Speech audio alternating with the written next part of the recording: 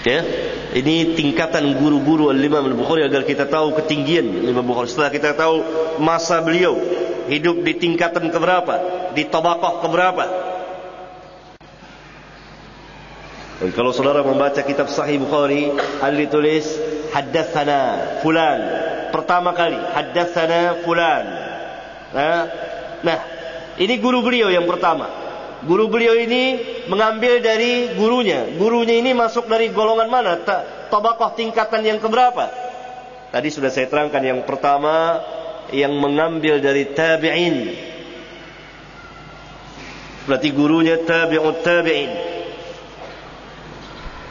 Tabaqah yang ketiga yang mengambil dari tabi'ut tabi'in.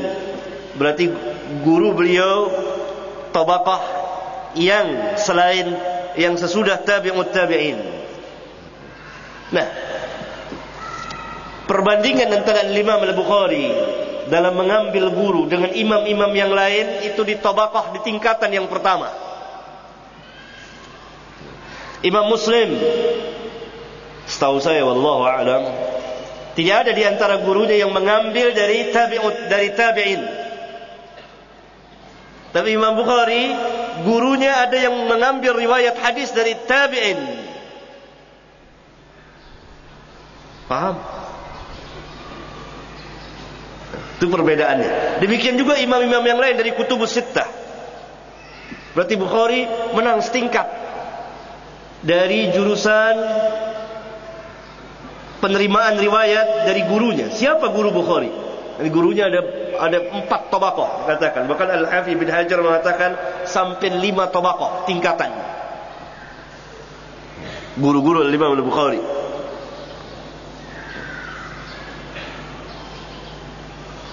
Tabaqah yang keempat adalah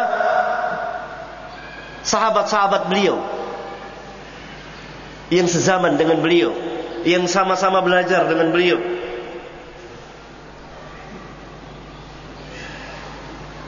Ya.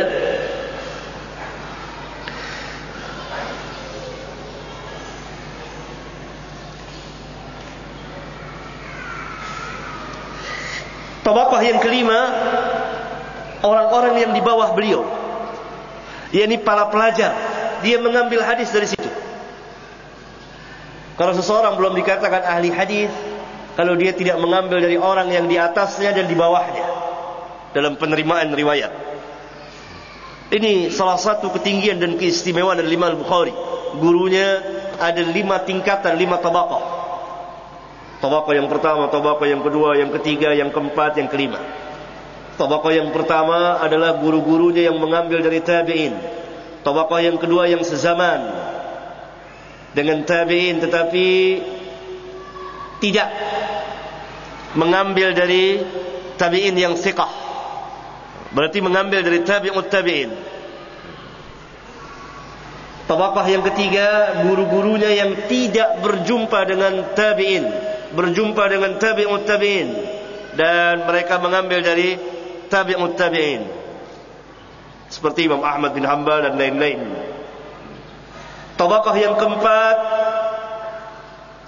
sama-sama pelajar, sama-sama penuntut ilmu.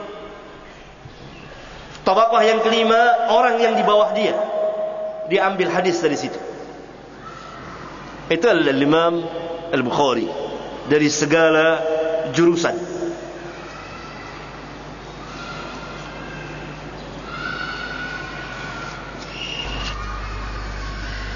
Ayuhal ikhwah, Imam Al-Bukhari bapaknya bernama Ismail.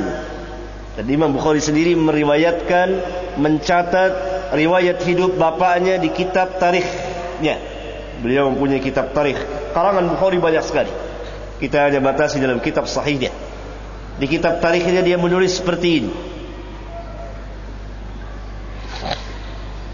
Berkata Bukhari, "Sami'a abi min Malik bin Anas, wa rawa Hammad bin Zaid, wa safaha Ibn al-Mubarak bikilta yadayhi." Yang artinya, bapakku telah mendengar hadis dari Imam Malik bin Anas. Malik bin Anas al-Imam. Dan bapakku telah melihat Hammad bin Zaid. Ini seorang imam, dan bersalaman dengan kedua tangannya kepada Abdullah bin Mubarak, dan dia telah menyalami dengan kedua tangannya Abdullah bin Mubarak. Abdullah bin Mubarak dari tabi'ut tabi'in, Imam Malik dari tabi'ut tabi'in, bahkan pembesar tabi'ut tabi'in, Imam Malik. Berarti bapaknya juga perawi hadis, yaitu Ismail. Diriwayatkan ketika beliau lahir dalam keadaan matanya buta.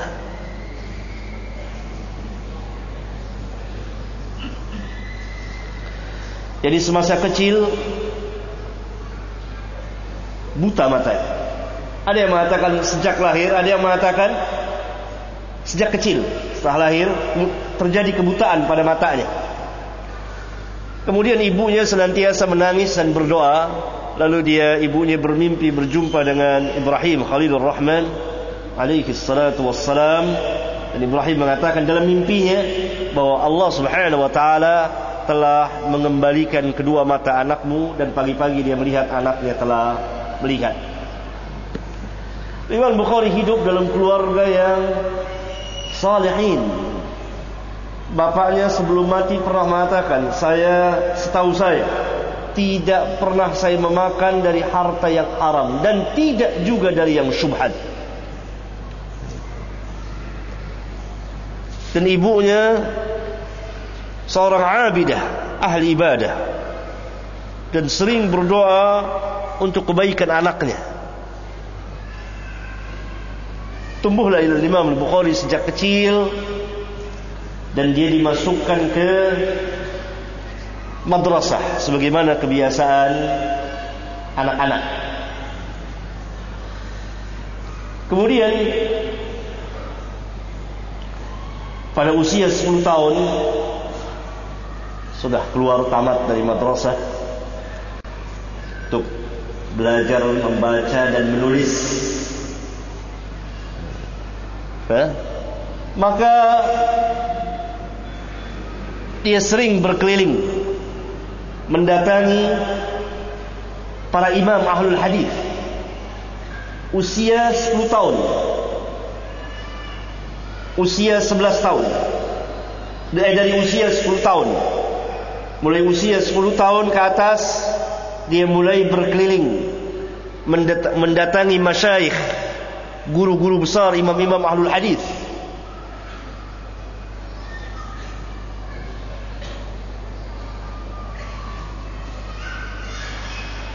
Kemudian satu ketika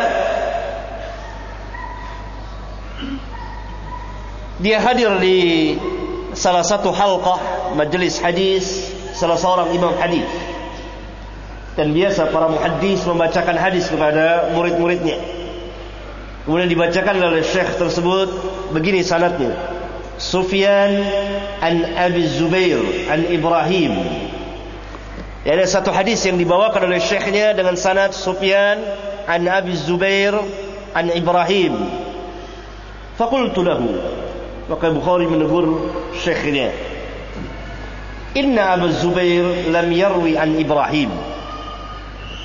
Sesungguhnya Abu Zubair tidak pernah meriwayatkan dari Ibrahim. Fantaharani, lalu gurunya membentak dia, yani diam.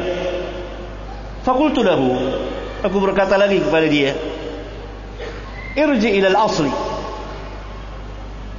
lihat ke catatanmu.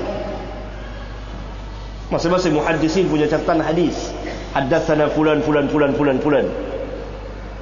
Fadakhala fanadhara fihi thumma kharaja. Kemudian gurunya masuk ke rumah, dia melihat catatan kitab hadisnya, kemudian keluar. Faqala li, lalu gurunya berkata kepadaku, pada Bukhari, faqala li, dia berkata kepadaku, kaifa huwa ya gulam, bagaimana sebenarnya sanad hadis itu wahai gulam, wahai anak? Qultu, aku berkata, huwa Zubair bin Adi, bukan Abi Zubair al-Makki. Gurunya keliru. Zubair bin Adi ditulis, dia sebut Abi Zubair, yang sebenarnya Zubair bin Adi, tidak pakai Adi. Dan itu ada di catatan dia dengan hafalannya keliru, lupa. an Ibrahim. Fa akhadha al-qalam minni wa ahkama kitabahu. Lalu gurunya mengambil penanya Bukhari, lalu dia tulis Zubair bin Adi an Ibrahim, ya, dan dia dimasukkan ke dalam kitabnya itu. Wa qala sadaqta. Dan gurunya berkata kepada Bukhari, benar engkau. Ini bukan dari Abi Zubair, ya, bukan an Abi Zubair an Ibrahim, bukan, tapi dari Zubair bin Adi an Ibrahim. Lihat. Kemudian ditanya oleh orang, faqila lil Bukhari, maka Bukhari ditanya, ibnu kam kunta hina radadta alaihi? Umur berapa engkau ketika engkau membantah Ad-Dakhili, yang ulama itu, imam besar itu?